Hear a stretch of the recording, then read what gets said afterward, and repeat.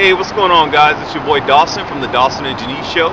Remind you, if you haven't, to rate, comment, and subscribe, and definitely hit some of those ads because they paying us to put our videos up. So get a little cash. I can give me some new shoes. You know how we do. But anyway, I want to talk about this just a little bit. I ain't gonna touch on it much because everybody and their mama making a video about the whole Amber Cole situation. The reason why I wanted to touch on it, and me specifically, and not Denise, because she's out of town up in New York. But I wanted to touch on it because I work with young people down here in the Miami-Dade area. And I know firsthand how things like this get out of control. The child feels damaged. All the attention is going on the girl and not the young man, which both parties involved should, are equally responsible and need to be dealt with. But that out of the way, I want to really talk about how, when it comes to things like this within the black and brown community, how it gets out of hand.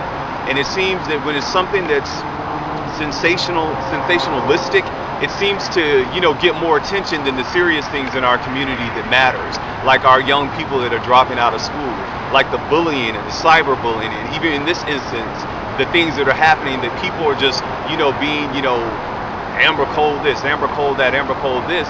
And it's just it's really heartbreaking because it seems like, and I've said this before on our show, when it comes to serious things within the black community, we sweep it under the rug.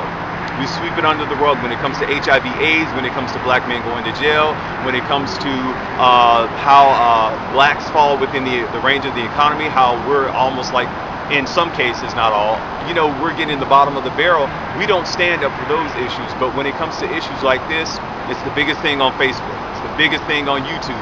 But where are the videos, on HIV/AIDS, which is just killing the black community? I know people saying, Dawson, you always talking about that, but when you look at the statistics in every metropolitan area, you see this. And I know you may be saying, well, this girl doing what she did, that leads to it too. But it also is that we as a community have to come together and be more effective in how we respond to things like this and how we talk about sex and sexuality with our kids, which we're not doing a good job of anyway.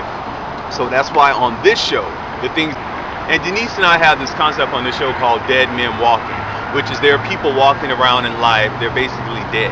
They're mad at, what people have said about them. They're hurt by what family members did to them, what people know about them and things they used to do and that they may not be doing now. But people remember your past more than they remember your accomplishments. People will always bring up your past. And sometimes if you're not careful, you walk around with those hurt, dead emotions and you become a lifeless, listless person just walking around, just existing and not really doing anything with your life. And what happens with that is it takes one word from a person to resuscitate a person who's walking around dead. A person who's walking around dead in their ambition, their zest for life, their, to awaken their creativity. It takes just one word from a person to say, hey, you know what, you made that mistake, you fell down, but you can live. I don't care what they know about you. I don't care what they say about you. I don't care what they have on the internet, what they putting on, whatever, it doesn't matter. Just one word from a person. And that word doesn't have to come from your pastor. It don't have to come from the people who live in your community. It doesn't have to come from your family members. It can just be a stranger that gives you one word to say you can live. You can't lose your mind now because you're going to need your mind when the best life comes for you. You can't lose your mind over a man because you're going to need your mind when the new man comes. You can't lose your mind over a job because you're going to need your mind when you get a new job. I think a lot of this stuff that's happening through the media, through entertainment, it's all mind control. It's to get people really to lose their mind and to become something they're not. To live vicariously through some porn star, through some rapper, through some entertainer, through some person you see on television who you deem in your eyes to be greater than you. You start, living your authentic self to try to be like them. And the thing is, you'll never beat nobody being them. You can't be a better Lil Wayne, Beyonce, Jay-Z than they can be. You can only be you. So take that and, just y'all do you. And with this girl, this Amber Cole thing, I definitely, my prayers are for her and for the young man as well. This can't be a whole like sexist thing, because I know some people say, oh, the little boy guy here is, yeah, you a real man, you a real nigga. No, just as much. Because there are boys who are suffering from not knowing, a lot about, sex and sexual practice as well, the educational part of it. And then they grow up to be these men who just slang babies all over town. And you got 6 kids, but you ain't paying child support. You're not doing anything for your kids. So, I mean, that's something that's big in our community too. Because I'm quick to tell the fathers who are on my caseload or the kids I work with, man, I don't care how good your sex is to this girl, how many girls you get, and how many kids you got. It don't mean nothing in you if you're not taking care of them. Them your kids. Those your 8 kids. You need to take care of your kids. That's what's being a real man is, take care of responsibility.